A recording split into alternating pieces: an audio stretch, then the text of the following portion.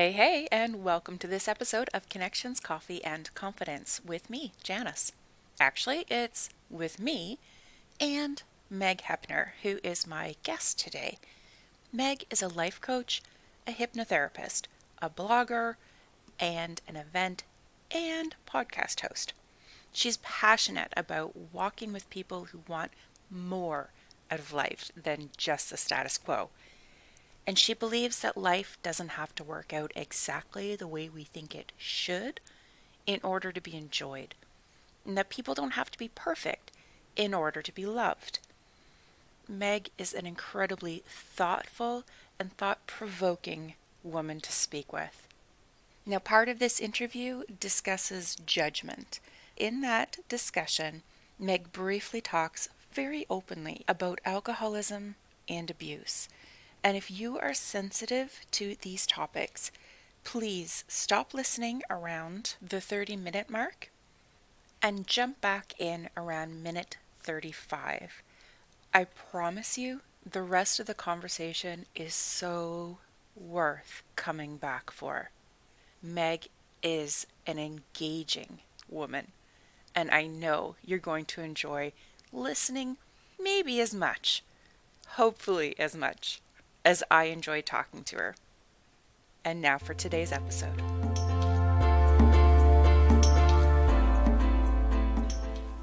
Hi, I'm Janice Fogarty, and I'm a communications strategist and consultant. The Connections, Coffee, Confidence podcast is for professional women entrepreneurs who have established themselves and their business, and they're ready to get serious about using the power of communication to surpass their business goals. On this podcast, I discuss everything from leadership to establishing a business vision to the intricacies of creating messaging, publicity, and more. I speak to women who excel in communications in their business, whatever they do, and get an inside look at how they created a thriving livelihood. So top up your mug and welcome to this week's episode. Well, hi, Meg, and thank you so much for joining me today on Connections, Coffee, and Confidence. I am so excited to have this conversation with you because I love a woman who has opinions and isn't afraid to have a conversation around them. I think that's fantastic. Can you just take a minute before we jump into all the things and introduce yourself for me?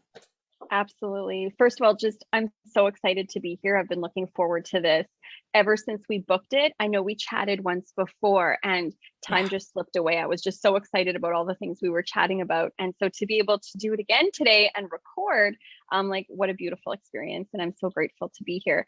So I always like to introduce myself personally, kind of first, simply because I'm a person first before I'm all the other labels. I'm also just me.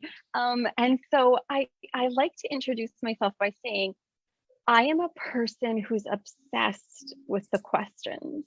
I love the questions and I love wrestling with them in whichever shape or form they come to me. I like to know, how did my identity get built? How do I form my stories? How do I live a spiritual life in a material world? How do I show up as a beneficial person?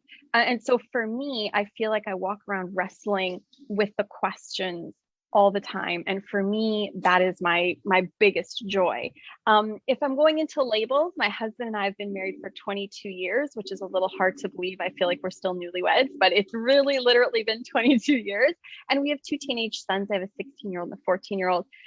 And so for me, the beautiful thing that life gives us, and I think it's just such a gift, is that when, at least for myself, when I became obsessed with all the questions, it took me into a career that allowed me to play with the questions. So in my 30s, I became a life coach and a hypnotherapist. And so I had wrestled with the questions myself, and now I got to wrestle with the questions with other women who also wanted to talk about these things. And so my biggest joy is to work with women who go, listen, I was a good girl my whole life. I did all the right stuff. I did the things I'm supposed to do. And for some reason, I'm not happy. What the heck happened? And so it's really going into all of that and going, you don't need to tear your life apart to find happiness, right? Like you hear the midlife crisis where it's like, All of a sudden I'm driving a red sports car with a man who's 20 years younger, although that's typically more what men do. But you don't have to do that. You can literally reconnect with your authentic self and your inner voice and the things you truly desire without necessarily tearing your life apart in the way that we traditionally do. So that I love doing that line of work, and that's thankfully what I get to spend my time doing. That is so interesting. And now I'm curious. Okay, so I'm curious about the hypnotherapy and the life coaching. Like, do you use them in tandem, or do you find people come to you for one or the other, or how does that work? Yeah, you know what? It's such an interesting thing. Some people use them in tandem, which is fantastic because they're most powerful that way, right? Because really we're controlled by our subconscious mind. And so if you can do a hypnotherapy session and really get past your monkey mind and get into your subconscious and really do the work in there, you're going to make progress that much faster. Right now, some people aren't interested in hypnotherapy, and that's okay. They like to do it more cognitively. That's fine. I'm more than happy to do it that way. And then some people go, look, I've talked myself till I'm blue in the face. I'm not talking anymore. Just let's just go into the subconscious and see what we can do. And that's fine too. My preference is to do them in tandem because you're literally combining the work, right? You're combining the work that your subconscious is doing and the work that your consciousness is doing. And that just makes everything go faster and smoother. Do you find that there's a hard sell on the hypnotherapy? Yeah, some people think I'm going to hypnotize them and then steal their wallets. Yeah. You know what I mean? Because we sort of have this traditional circus hypnotist in our Yeah. minds, like, or I'm going to make you, quack like a duck, or I'm going to do something that you can't control, so that somehow I have power where something might happen that now you can't control. In fact, there's this terrible movie on Netflix about a hypnotherapist who uses his powers to like get his patients to do these terrible things or whatever. And I'm like, thanks for just, creating the stereotype just a little bit more. But the truth of the matter is you are always in control, even under hypnosis. Your subconscious mind never allows something in that you don't want to let in. It's very, very, very aware. The only difference is that and the truth is we're using our subconscious all the time, right? Like everything that we see and everything that we hear and everything that we feel and everything that we taste and touch and all of that, it's too overwhelming for our conscious mind to really process. But our subconscious is processing it all the time, right? In this interview, I can only focus on so and so much. And then after that, I can't focus on more, but my subconscious is getting it all in, right? And so when you go under hypnotherapy, you just remove that monkey mind that would normally stop you and directly talk to the subconscious, which is no different than every day. It's just normally you have that barrier there. So there's a lot of misconceptions that you have to deal with. But once people have experienced it, it's like nothing else. It's a really incredible experience. Sounds like a really good tool. Yeah. But it also sounds to me like you need to have some top-notch communication skills, both to be an effective life coach, but also to work in hypnotherapy. I wonder, like, have you always been a really good communicator, or is that something that you've honed and practiced to get to this level? Yeah, actually from the day I was born, it all came really natural to me. I'm teasing. No.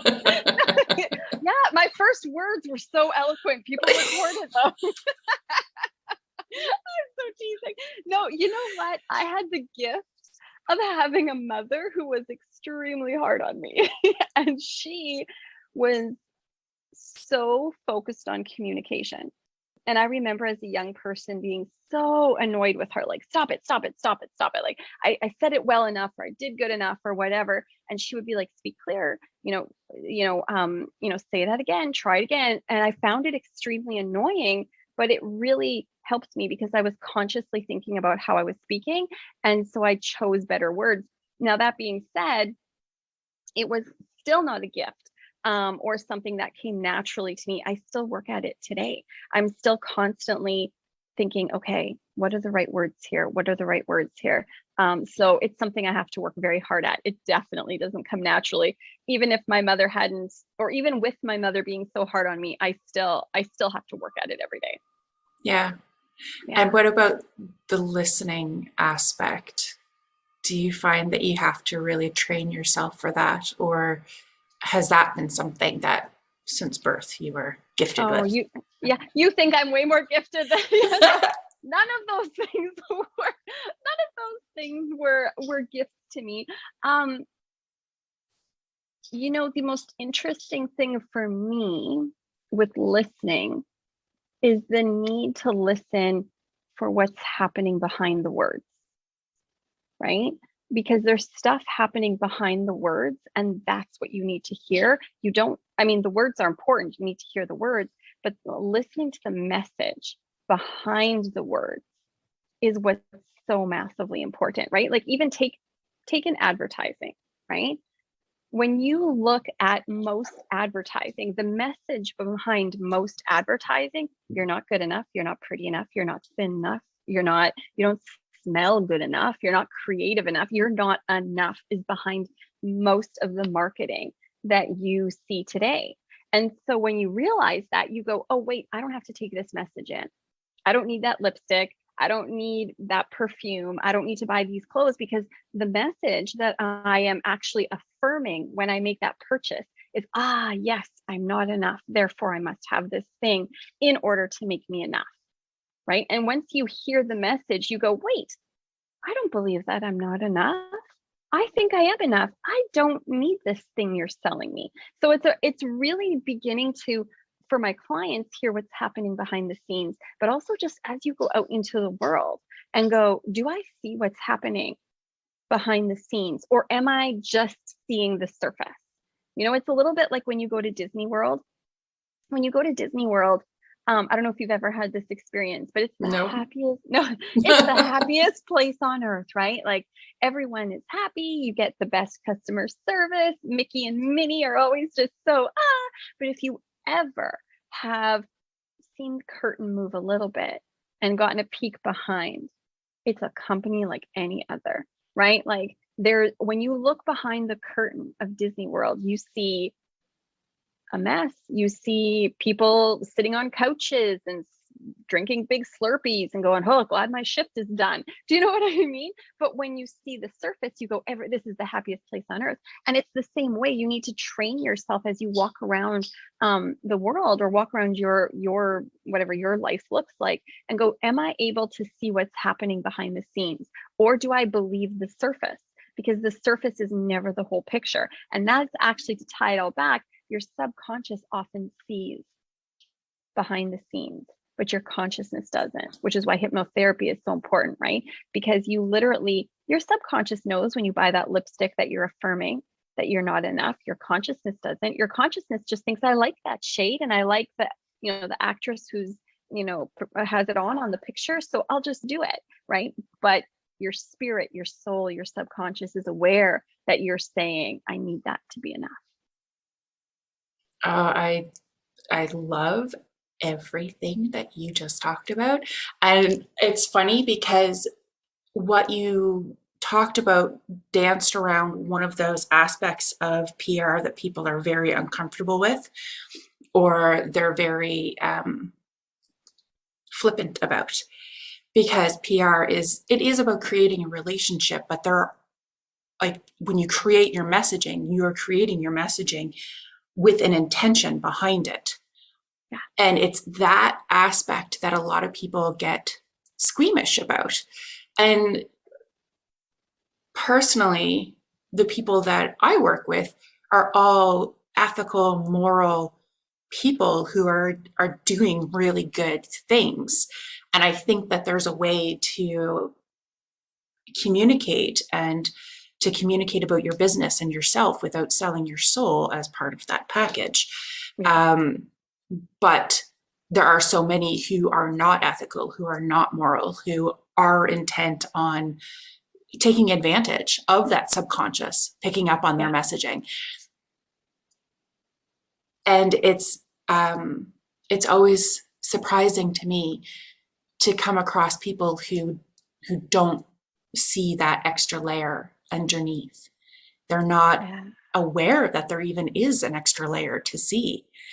Yeah, that could go into a whole political Well, discussion, and I don't want to do that. I, But I so agree with you though. I feel bad because I think there's a whole group of people that go, I want to have integrity with my messaging.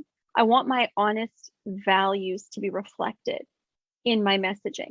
But we go to messaging or to marketing experts and they give us this other way of doing it that's really icky. yeah, And it's really sad that it's so hard to find an alternative, because like I will see abundance teachers literally promote themselves and say only 12 seats left. And I'm like, but you're an abundance teacher using scarcity to sell your product. the irony is priceless, isn't The- it? right? And I'm going, someone said to you, this is how you fill your seat.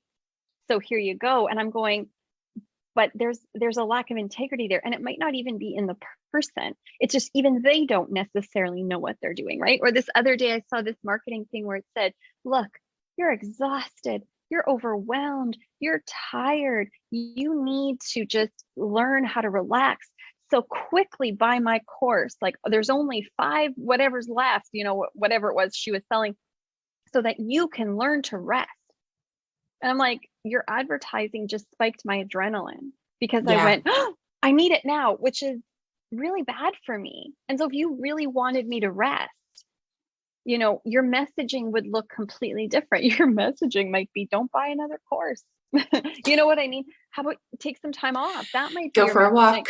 Yeah, Go for a walk, get into nature. You know what I mean? But what it does is it forces the entrepreneur to get more creative. mhm. Right? If I want to sell that you should rest, then I got to get creative on how to sell that. That's still profitable to me. That doesn't make me give up my integrity and use, hey, quickly buy this. You know Yeah, what I mean? And that onus is on me, that I have to get creative for that. yeah.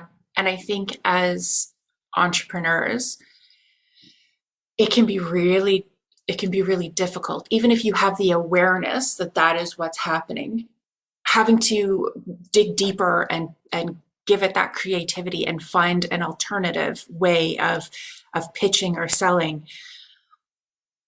I don't know if I don't know that a lot of people put their limited time and energy and brain power into that, because the industry in my little quotation marks, it tells you that this is the way it's done. And I mean, like, my hand is up right now because at the time of recording, I do have a live interactive workshop coming up, but because it's live and because I'm there reviewing everybody's work and everything, I am limiting it. Yeah. I can only physically work with so many people in one time frame, so I'm limiting it, but it'll be for sale afterwards forever. And it's online, so it's not like, you know what I mean? I, I so agree with so much of what you're saying. And I want to jump back for a second as well. When you talk about listening behind the words, you sell yourself short by laughing about me overestimating your skills. But in all honesty, when I go back and I listen to your podcast, which is The Art of Being Human, and everybody should go and have a couple of listens and give you a subscribe, what comes across so clearly is that you do listen to the words behind the actual what's buzzing in your ear. You hear behind that, and you acknowledge the words, and then you kind of push them a little bit to the side and scoot around, and you're like, oh yes, I hear you're actually saying this. Let's talk about that. That's really interesting. And I love that. No, you're I so love kind. You're that. kind. You're very kind. But and I'll see if I can express myself in a way here that really shares what I mean. But like I feel like that's the spiritual work. That's Okay. the spiritual work. And I think like to look for what's the spiritual thing happening. And I don't mean religious, spiritual. Like in my mind, there's a spirit side to us, and I'm a very, very scientific person. So I'm not this, I know I'm from the West Coast, but I'm not this like woo, like I don't put my crystals out, on a full moon or anything crazy like that. I'm a very It's not crazy. I have crystal and I put okay. it out in the full moon when I remember. So it's okay. I am not judging Okay. here. Okay. No worries. I come from a very practical family with 3 older brothers, and they're always Yeah. like, "Oh, Meg, the woo-woo one from the West Coast," So I'm like, I am not the woo-woo one from the West Coast, damn it. Um, but from a very practical sense, there is something going on behind our physical world. And I think that's what I'm constantly trying to pull out. I'm constantly trying to pull that out. Now, that being said, that's the spiritual work of the entrepreneur when they have to go, I got to get creative. I got to put more into who am I becoming as an entrepreneur, not what is my bottom line as an entrepreneur. That's the spiritual work, I think, of the entrepreneur when they look at, okay, they're trying to tell me to market this way. I don't feel comfortable marketing this way. Now what? Right? You literally have to dig deeper. And if you do that, you're going to find a spiritual path unfolding for you where you're going to be in your business for 5, 10, 15, 20 years and feel fulfilled, instead of going, I've been doing this for 20 years and I'm losing my energy and I'm resentful of my business and I'm tired, and I actually don't even like what I'm doing anymore, but because this is paying the bills, I got to do it. And then you start putting out shoddy product, right? Because I've seen it.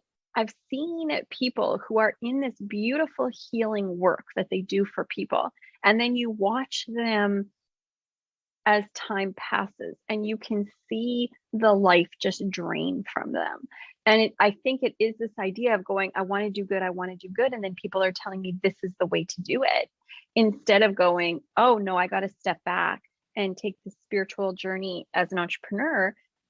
We sell ourselves short when we kind of go with an expert, or not expert, but like the way our culture tells us, the status quo. The status quo is it's satisfying for some people, but it's not satisfying for most people. And that's a huge generalization, which people can completely disagree with. But I think of all the anxiety and the depression and the worry that's in our world right now. And I'm going, okay, our culture, our status quo is creating this. So something has to be wrong. We need to revamp what our status quo looks like. When you say spiritual, can you describe what that means? Because when you're talking, I kind of feel like it's what other people might call like authenticity or being true to yourself. But can you explain to me what you mean by the spiritual? Yeah, I can try. Yeah, That's the that's best all we I ask can for. do, right? Because for me, I'm going to use the word that you can interpret any word for. You can use any word you feel comfortable. You do not have to use the word I'm about to use. I'm going to use the word God, right? Which some of us believe in, some of us don't. Christ consciousness, ultimate reality, whatever word you want to use. This is my belief about it. You cannot capture it. And it's meant to not be captured. Because what human beings do is the minute we capture it, we begin to judge it. And so the minute we capture spirituality, or the minute we capture God, we say, he is like this. They act like this. It requires this. It does this. It helps us like this. It harms us like that, whatever. And so I think that God or spirituality can only be seen in the peripheral, where you catch a glimpse of it as it goes by and you go, oh, there, wait, it's gone. Because the minute we would be able to capture it as human beings, we judge it so quickly that it becomes completely useless. That being said, the best definition that I can find for spirituality for myself is a connection to my highest self. If you've ever done a meditation, let's say you have had some issue in your life, right? And you've ever done a meditation where you began to flood yourself with gratitude, began to think of the things that are lovely and good and wonderful in your life, begin to accept the things that are hard. all of a sudden you get towards love and it's okay and don't worry about it and nothing is wrong and everything is okay. You get there very, very quickly. And when you're in that state, I think that's your higher state in my mind. And there, that to me is the best physical experience of spirituality. And I'll give you an example.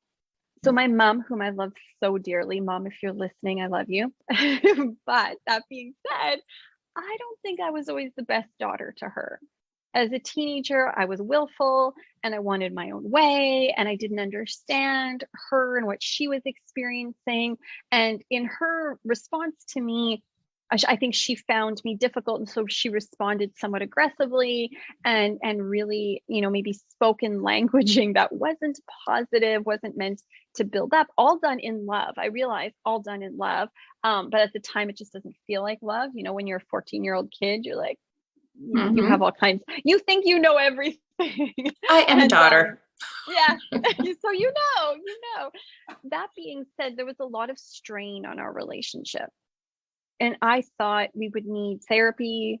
I thought we would need a good talking to. I thought I needed boundaries. I thought I needed, just so much to fix the relationship. And then I went to an organization where they do these meditations and they take you through all kinds of different things, but they took you through to a higher self meditation.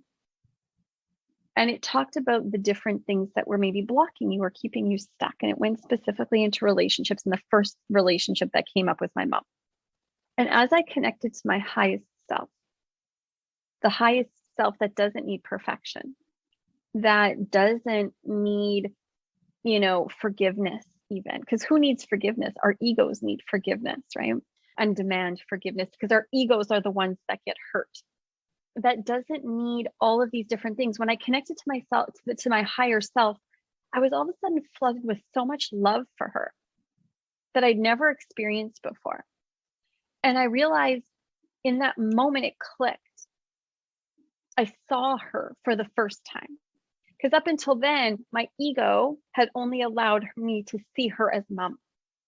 But when I connected to my higher self, I saw her as a woman who had so much going on in her life and so many ways that were pulling her in different directions, and how it must have been for her to have experienced me. And all of a sudden I went, I don't need anything from her. I just am going to love her. And I think in that way, all of a sudden the need for forgiveness was gone. The need for her to change was gone.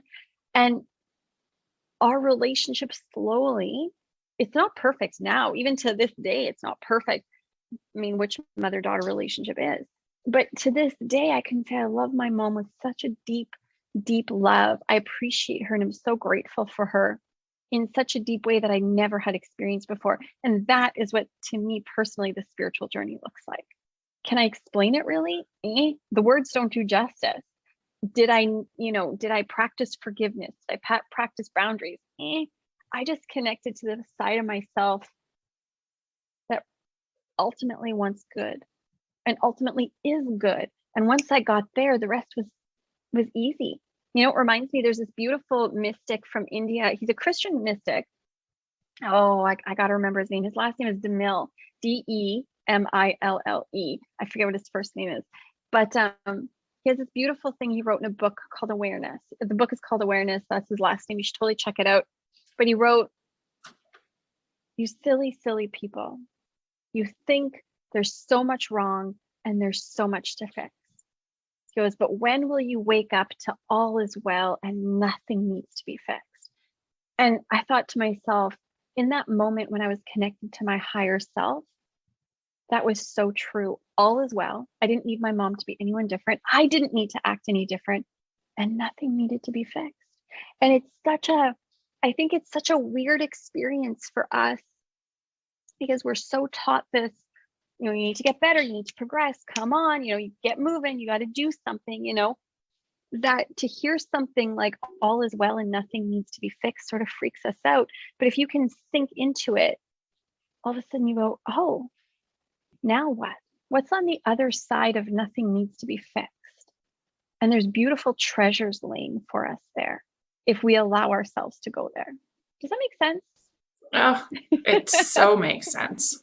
It really makes sense. And I have to say, I had a similar kind of epiphany around myself as a daughter and my relationship with my parents, but with myself as a parent, where one day I kind of realized, like there was a slow kind of, oh my gosh, I'm looking at things through a different lens.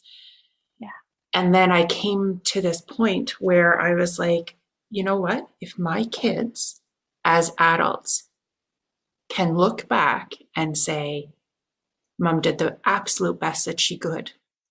Yeah. And she never loved us any less. She always loved us. She always did what she did because she loved us so hard.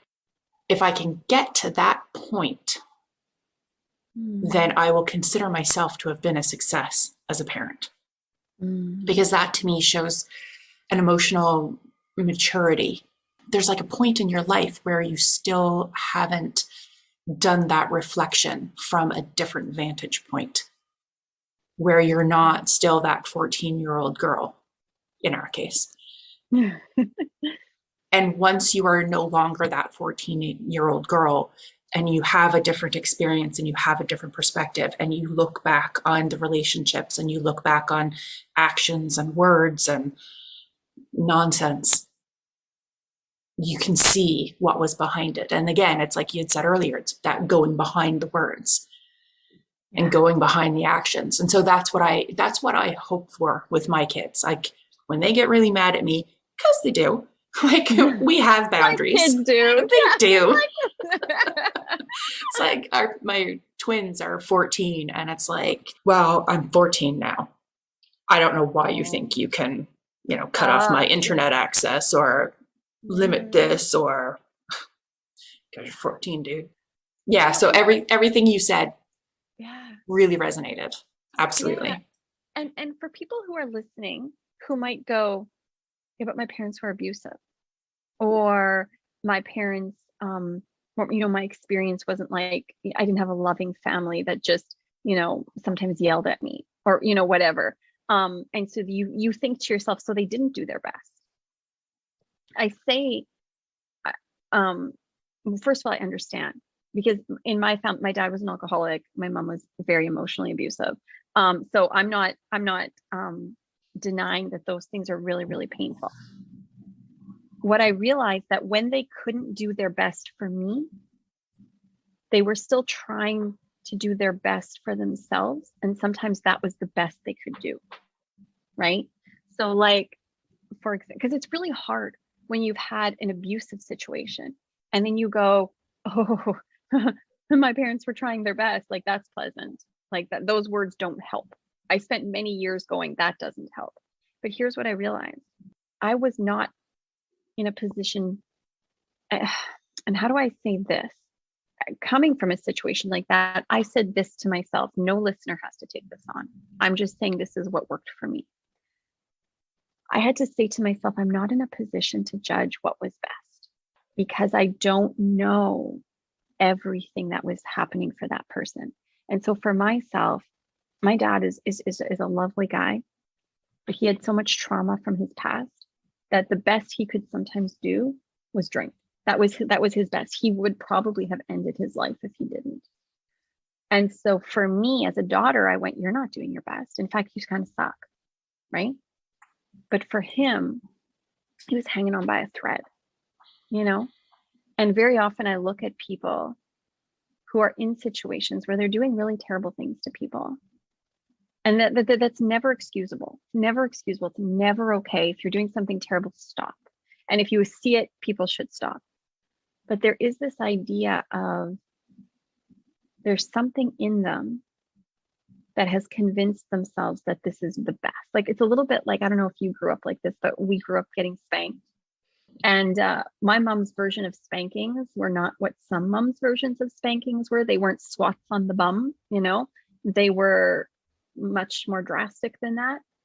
And I remember she would spank us and then she would cry and cry and cry that she had done it. But I remember she would cry and go, but this is how you're going to be good. This is how you're going to be good. You know what I mean? And so like she was trapped in her own cycle of being someone who used abuse as discipline, but had convinced herself that it was the only way she knew how to make her children good. You know, and so sometimes the story is so deep and it's so complicated that one of the things I have realized is when we try to judge things, when we try to say this is good and this is bad and this is right and this is wrong, there comes a point in time when we go, in order to make peace, I can't do it anymore. I can't put that judgment. Not to say that it wasn't awful. I still think those things were awful, but there's no judgment behind them, right? And so for me, I think of it like this. If your listeners are Jewish, or if your listeners are Christian, or if your listeners have just ever heard the creation story, most of us have, even if we're not connected to a religion. But there's a beautiful story in the Torah, the very first story. It's the story of creation, where God, spirit, whatever it is, creates the world. And he creates Adam and Eve. And Adam and Eve can frolic around in this garden, having as much fun as they want. They're naked, they're naming animals, they're doing whatever, right? It's not a literal story, it's a poem, but the poem is meant to teach us something. And all of a sudden they decide, wait, you know something I want to do? I want to know the difference between good and evil. I want to be the one to judge it. And so they eat from the fruit, right? Which then opens their eyes to judgment. This is good, this is bad. The minute they decide to make judgment, this is good, this is bad, garden is gone. Utopia is gone. And then after that, they have to toil and they have all these consequences because they decided, I'm in charge of saying what's good and what's bad. I'm in charge of that. Now, here's the truth. I mean, you can say, oh, abuse is bad, but if you can resist judging that person and dig a little deeper, then you can actually help pull that person out of it. But as long as we're throwing judgment on that person, we're literally keeping that person trapped, and we're keeping ourselves trapped as well, because now we can't connect with that person. Deep stuff. Deep To stuff. think about. I know not one of those things was in my notes here for us to talk about, but I'm happy to roll. Sorry. You just have to keep me on track, girl. Otherwise, I'll take you all over. You're just gonna rein me back in. I'm actually gonna sort of follow a train of thought in there. I know that you like to talk about like self-love and boundaries and acceptance and all this kind of thing. And when I was having to think about kind of your specialty topics, if I can refer to them as that. Yeah, sure. It seemed to me like everything kind of came from that self-love aspect. Yeah. Do you agree with that? You know, I do. To me, I am the biggest fan of love. I just, and in whichever way it comes, I think that love is a cure for absolutely everything. And so for me, anytime I can bring it back to love, anytime I can bring it back, it's amazing how many conflicts just die when you start to go, what would you do if you were loving this person? What would you do if you were fully loving this person? And a lot of people, because of how our world has kind of made us think, we don't know that when we love people, we also need to love ourselves. So there's this huge movement of loving yourself as well. And so even just turning that on yourself and saying, how would I treat myself if I loved myself? How would I treat myself if I loved myself? You know, that's massively important. It's literally going to change your life. I do believe that love is the force that changes everything. That when we are in love, not in love with someone, but when we are in the spirit of love, in that state, that's when you can say all is well and nothing needs to be fixed. And so I love to have people experience that for themselves and in community and for other people in whatever form love comes.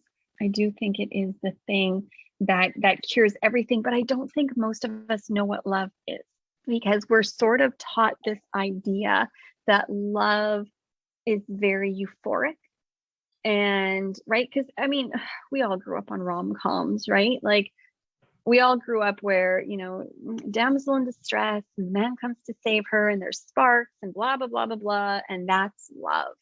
And the truth of the matter is that's a version of love, and it's quite lovely when you're in it, when you're experiencing that. It's a beautiful thing.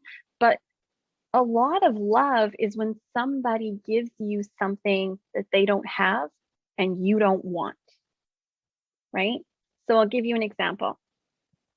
If I don't have patience, it's something I don't have, right? And so I'm giving my husband my impatience. He doesn't want that. He wants my patience, but I don't have it. So I'm giving him something he doesn't want, my impatience, and I don't have it, my patience. And so when I'm giving him that and he looks at me in my flawed state, that's love. When he looks at me in my flawed state and says, I accept that you don't have this thing. And I choose, and I'm kind of butchering the quote. I should have brought the quote up because it's such a good quote. But there's this idea of saying, I don't love you because what you bring to me.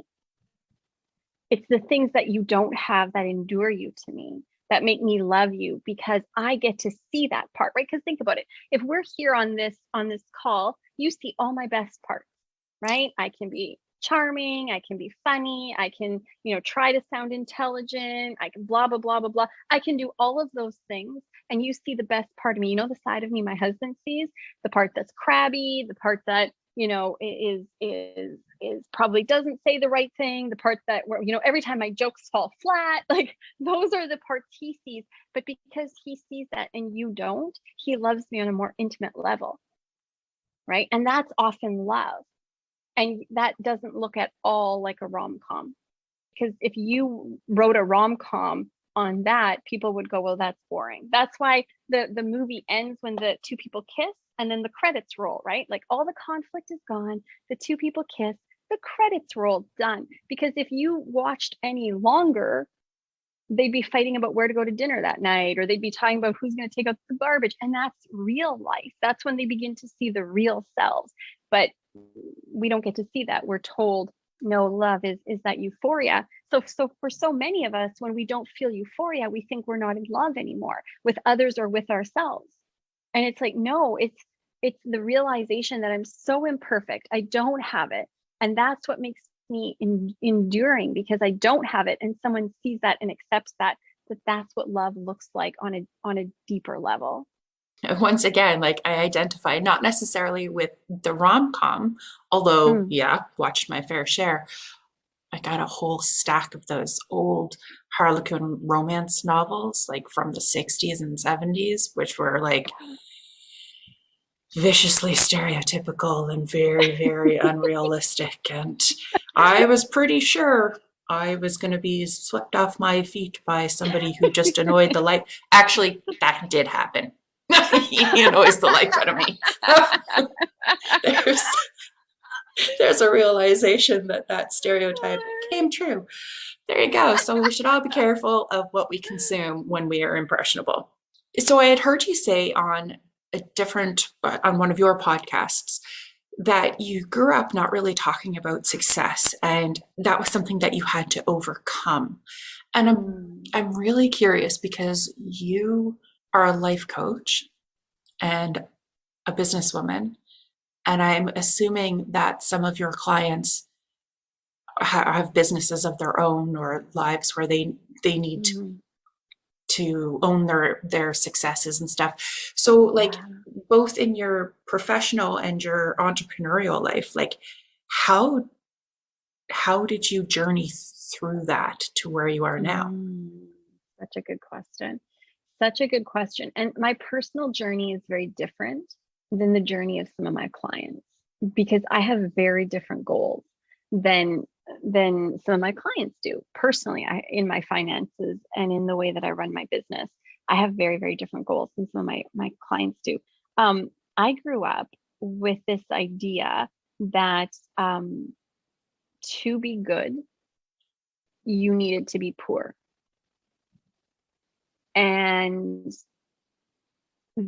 so whenever there was success, it was very uncomfortable. And it was a huge belief system in my family that success was bad and poverty was good, because it meant you hadn't hurt anyone or taken advantage of anyone or done anything unethical, right? And so for a very long time, my mom is so sweet in this. My mom is a business owner. She's been in business for 30 years, and she will like, man, she gives stuff away constantly. She's constantly, and then at the end of the month, she's like, oh, it's really hard to make ends meet. I'm like, because you give so many things away, and any charity that comes, absolutely. Anyone that comes and says, I can't quite afford this, just give me what you can. Like she's such an overly generous person that it starts to impact her own life differently. And I had a lot of people say to me, but when you have money, you can do good, right? That's what we tell ourselves. But look, the more money you have, the more good you can do. That never felt right to me. It never felt good to me to say, but the more money you have, the better you are, because I'm too aware of human nature. I'm too aware that human nature will begin to hoard to itself very, very, very quickly. You may start that with good intentions, but I'm very leery of that way of thinking. All of my heroes, all of the mentors were people who committed themselves to non-attachment to things. Most of them lived a life where they didn't have, because they literally just allowed things to flow through their fingers. So I really had to come to terms with that and say, how can I create a successful business and continue to allow things to flow through my hands? Because what I make, I don't want to keep. I don't. I want whatever I make to flow through my hands. That's for me personally. There's other people who have different goals, who say, well, I want to, buy a house, or I want to whatever. And that's fine. Or, I want to, do something in business. That's fine. I don't find that I attract a lot of those kinds of people, because my mission is really to stop consumerism, right? I'm not the biggest fan of an economic system that's based on consuming. I don't think it's good for our planet. I don't think it's good for our spirits. I don't think it's good for our mindset. There's very little good. You catch me in my own limiting beliefs. There's very little good that comes from a system that says you must consume more and more and more and more in order to be happy and in order to survive. So a huge chunk of what I do is literally saying, if you want it, that's fine, but you got to know why you want it. Most of the time, we want things because it's going to fill a hole in us. There's going to fill something that we think is lacking. And there's better ways than success to fill that lack. Now, I want everyone to pay their bills, et cetera, et cetera. I've had to, learn how to do that myself and allow things to flow through me while still being able to provide what I want. But I'm a big believer in this idea of really challenging all these things you think you're going to need, because what happens is we all say, with more money, I do more good. And yeah, you make $1 billion, you give 50 million away. That's good for you. Good for you. But I think humans can do better. I think that we can pay people a fair wage. I think that we can provide healthcare for people. I think that we can make people have access to stellar education and not have our education system be based on the taxes in that area, which are not great because you live in a place where there's poverty. So now your school system has to suffer. Like, I think that, I'm going to be honest, I'm going to be brutal, and this may sound a little judgmental, but if you have billions of dollars and you gave $50 million away, I'm not impressed. If your company has employees that are suffering, if you base your business on consumerism, if you're global so that you don't have to pay taxes in your country, the country that supports the buildings that your business is in, that creates the roads where your employees drive, I'm not okay with that. And I'm not impressed by your charity tokens that you give out. So for me personally, I challenge very strongly the status quo on what we need and generosity, and why is your success story your success story? Did you get it from, these people that we tend to idolize? Like, people are so freaking impressed with, I mean, we're not, no one's really big fans of Jeff Bezos anymore, but like, we're so impressed by these, people who have made so much, and we go, oh, I should hit $10,000 a month. I should hit six figures. I should blah, blah, blah, blah, blah. And I'm like, why should you hit that? Why should you constantly be thinking more? Because I'm going to tell you something. If that's your thought pattern, if that's the way your brain is wired, it will never be enough. And that will eventually take precedence where you're going to start saying, I will make concessions to my integrity in order to meet that more desire. I do it myself. I have a bloated closet. I have a walk-in closet that's bloated. Can I tell you something? If I go into a store and I see, like, okay, I'm a huge tracksuit fan. If I see a tracksuit, I'm like, oh my gosh, look at this. It's a slightly different shade of gray. I should get it. Why? I have a bloated closet. I need to do some soul searching. Why do I think that is going to fill some need in me? It's literally going to get shoved back to the back of my closet. So the same thing, if I say I'm going to expand my business, so I make that integrity, I make that integral kind of, I lose my integrity in that moment, right? Because here's the thing. I believe that I should not have anything more than I need. And I believe that the universe will give me everything that I need, right? So those are my belief systems. But when I see something shiny, like the tracksuit, and I go, oh, but I would wear it a lot. Boom, my integrity took a little dent in it. Do you know what I mean? And so just multiply that throughout business, multiply that. I know I teach abundance, but I will say 12 seats left, even though maybe that's not true, because that's probing for pain to motivate people, right? Because that's what we do. We justify it. There's nothing wrong with probing for pain to sell something if that's legitimate and full of integrity. But if we use methods that are such BS, we could have 50 more people show up and we'd only be happier, but we're saying we want 12 people so we can probe that scarcity pain. We have to be so freaking careful. Like, integrity, you have to have integrity. And now I'm on a soapbox and I'm actually preaching, and you're looking at me like, girl. No, I'm listening. Yeah. You weren't gonna stop me. I could have gone on forever. Oh, we would have hit a point where I would, like, you'd have to breathe and I would say something. But you were waiting for when she takes a breath, damn it, that's when I'll say something. No, well, it makes me wonder, how do you get your clients? And who are they? My clients are women. Like I sort of said in the beginning, right? My clients are women who've done it right and aren't satisfied.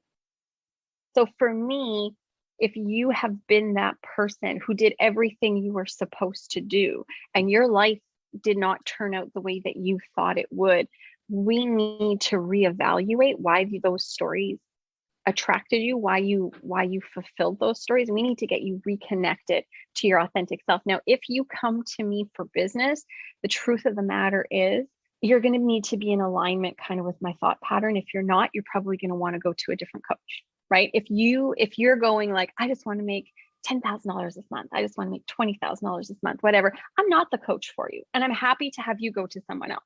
And I mean, I have people like that all the time in my world that I observe, and I'm like, go to them. I'm not for you. So for me, I wouldn't be attracted to that particular type of client, but I am huge on community.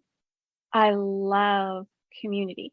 So for me, I build community all over. Like right now, I run 2 big community groups and I'm part of the 3rd. And so for me, that's how I get clients. That's how I get customers. I create community where I work predominantly with women, where women can come together and gather, right? And so I always do a drop-in, right? Come, drop in, flavor what it is that I do. If you like it, I have a group that you can join. Now you can be part of the community where we do the inner work together, etc. If you love that and you want it to be more personal, then you can work with me one-on-one. So for me, that works. And I find that a lot of women lack community. And so they're attracted to this idea of community. And then for me, I get to hit my goal no matter what. right? For me, my goal is always to empower and support women and help them find a place where they can be their authentic self and where they can kind of tear down what needs to be teared down and build up what needs to be built up. So if you just come and do it through a drop-in group and that's enough for you, amen. I'm so happy. If doing it very specifically in a specific group with me leading it is what you like, fantastic. Boom, did it again. If working with me one-on-one does it, amazing. But that's how it works for me. And how would people find you if they wanted to work with you? Great question. So like every other human being, I have a website. So you can connect with me on my website. It's just megheppner.com. You'll find me. The only social media that I'm on is Facebook, because apparently I'm just a Facebook mom, according to my kids. So, I'm not on any of the cool social medias like TikTok or any of that. I just do Facebook. So if you're on Facebook, absolutely 100%, you can look me up and we can be friends. You can also look at my podcast if you're interested in more information about me. And I can share this link with you, Janice. I also have a community that you can find on Meetup called Soul Sisters Women's Circle. Soul Sisters Women's Circle. Oh, that's hard to say. I don't think I've ever had to. Blah, blah, blah, blah. Sorry for making you do that. Yeah, it's all good. So if you're interested in finding out what it would look like to join a circle, I suggest check it out on Meetup. I'm located in South Surrey, so you have to set your locations to South Surrey, but it's all online right now. So wherever you are, you can join a circle and do a drop-in first to see what that looks like. And then if you're interested in doing a circle where you work through the work of kind of deconstructing and reconstructing your life with community, then you can join a circle that does that. That's an amazing experience. And then if you want to work one-on-one with me, you can do that too. They all sound very enticing. Yeah. All enticing options. Before I let you go, can you give me a little flavor of your thoughts on going with the flow when you do have those business goals? Oh, so good. It's such an interesting thing because we're taught to do business in a very masculine way, right? We're taught to do business and set goals, achieve goals. That's how you market your success, or that's how you decide if you're successful or not. When you're in your feminine, you are more go with the flow. And so it's more of an attunement with what's right, what's the right next step. And yes, you have a goal, but you're not as attached to the outcome. Right? You're more attached to the impact that you're going to have, or you're more attached to the purpose. And as long as your flow is in purpose and in impact, then the actual goal doesn't make as much of a difference. Did I hit this amount? Did I, et cetera, et cetera. Now, it takes a lot more attunement to be in the flow than it does to do a goal, because a goal, I mean, we've all set SMART goals before. You do the action, blah, blah, blah, blah, blah, blah, blah. When you're going with the flow, you're doing a constant check-in with your body. Does this still feel right? Does this still feel like it's an integrity? Does this still feel like the right path for me? And you may find that, I'm shifting more a little bit here and there. I'm moving, right? I'm not just staying as like bullseye with the goals. And occasionally, because we live in such a patriarchal society, we can go, well, then I'm failing. But this is what's so important about women business leaders stepping up, because we have to let people know business is so much more than hitting a goal. It's so much more than that. It's what is the impact that I have? How is my community being affected? Right? Like, and even, and people don't realize this, but like even huge male figures in the business industry or in the sports industry, what do they all long for? They long for flow. And nobody realizes that's a feminine state. That's a trait of the feminine. So feminine energy is fantastic for business. It's just that we've for so long been in a patriarchal society that we assume going with the flow won't get us anywhere. We think that means no movement. Oh, I'll just sit here then because I don't know where to go or whatever. We think we need to do it in a really patriarchal way. But going with the flow, you may find that your outcome ends up being a little bit different than what your goal was. But again, it's that spiritual journey of saying, like, I'm open to what the universe has for me. Perhaps what I picked in the beginning as my goal, maybe that wasn't right for me, right? Like the old saying says, man plans, God laughs. And so there's like this idea of if I go with the flow, it might not look the way I'd planned it. We all love control and we like to, have everything under wraps, but I'm going to be more fulfilled. I'm going to be more excited about my work, et cetera, et cetera. There is that expectation of doing the goal and the march towards that goal, and to break down each action in a timely fashion. And that's hugely intimidating. And if you do it that way and don't follow through on it, you do feel like a failure. Yeah. You absolutely do. In the fall, I actually I held a goal setting session with a bunch of women from my Facebook group. And that was my whole approach, was like, okay, we're going to try this. Let's just, we have a goal in sight. Like, we have somewhere where we want to go. We have something that we want to accomplish, a feeling that we need to get to, like, where, yes, this feels like I have done a really good thing. And now let's work towards getting that feeling. And let's see, like, I didn't want it to be a huge high pressure. It was more, with your words, I can see now, it was more about flowing into it and trusting yourself and not judging what you were doing based off of what you were supposed to do or what you feel like you should do. I hate that word should. I work very hard to keep that out of my vocabulary. And that, I'll tell you, this has nothing to do with anything. But when I worked for the government of BC, I used to work for the Ministry of Education, and there was a Wiccan who worked with me. And I remember her telling me, she stopped me when I was talking to her about something, and she was like, that word should.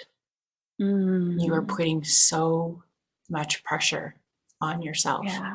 Whenever you find yourself saying that word should, I want you to stop and think why you feel like you have to use that word. And I was like, I think I was 21, 22 at the time.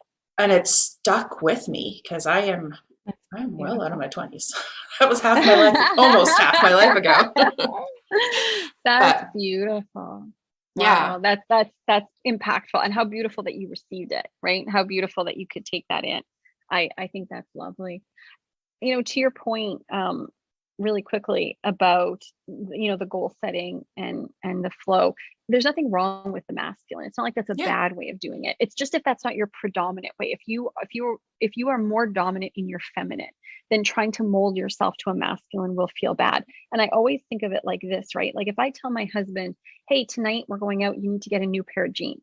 He will drive to the store. He will walk into his favorite jeans store. He will buy a pair of jeans. He will come home. Done. Right? If I say to my husband, and that's traditional goal setting. What's your outcome? When are you going to do it? How long is it going to take? What's your first step? Right? Blah, blah, blah, blah. SMART goals, whatever. If I say to my husband, we're going to a party tonight, I need to get a new pair of jeans, I am going to probably stop at the mall, but then also maybe Winners or Marshalls. I don't know. I don't know. But then, there's the Club Monaco at the other mall too. And I kind of like their dress pants. I don't know. You know what? I'll go to the mall first. Okay, right. So already it's not just one store. I'm already thinking of all of the stores I like to shop, right? Then I'm going to go in and I'm going to get distracted. I'm going to go, ooh, wait, hold on. There's a sale at RW & Co. I like that store. Maybe there's something in there. Oh, okay. Oh, wait, the Gap has, blah, blah, blah. Oh, and I got to pick up sweatpants for the kids because my kids love sweatpants. Okay, great. I'm going to do that. I know. The sweatpants trend, man. And all of this stuff. And then I'm going to come out and I'm going to buy a dress. Yeah. I'm not going to wear jeans. I'm going to wear a dress. So like, that's a little bit of going with the flow. So it's like, you can have this idea, I need a new outfit for tonight. Yeah. It's still the goal. It's almost like the higher goal, but like how that's going to happen, there's going to be flow to that. There's going to be a ton of flow. Yeah. And it was really interesting because it was the thing that the women who were on the session with me, that's what they had all said, was either I've never set a goal because it was so intimidating. I just can't logic my way through there. Or they said, I have always set goals and then I stopped because I never reached them and I felt so awful about it. I don't want that awful feeling. Yeah. So there's a lot of deconstructing what society has been for so many people in so many different ways. It's an interesting time to be around. It is. It's exciting times. Yeah. And I thank you for sharing this time with me. Oh, and my thank you so much. listeners. Honestly, I have to say, like, from the moment we met, I felt an instant connection because you were just like one big heart walking Oh, around. You are just the most lovely person. And the people that work with you, I mean, they're so lucky because the way that you create this container to be able to explore, and the way that you are able to encourage and challenge and hold that for people. I mean, that's exceptional. That's oh my exceptional. God, And thank you I'm so sure that, much. yeah, the people that work with you, I'm 100% sure they find themselves very, very lucky and Oh, well, I'm going to go and have a little cry at the niceness of that now. Thank you so much. I'm going to get that embroidered on a t-shirt. Thank you. I love it. Thank you so much again for having me.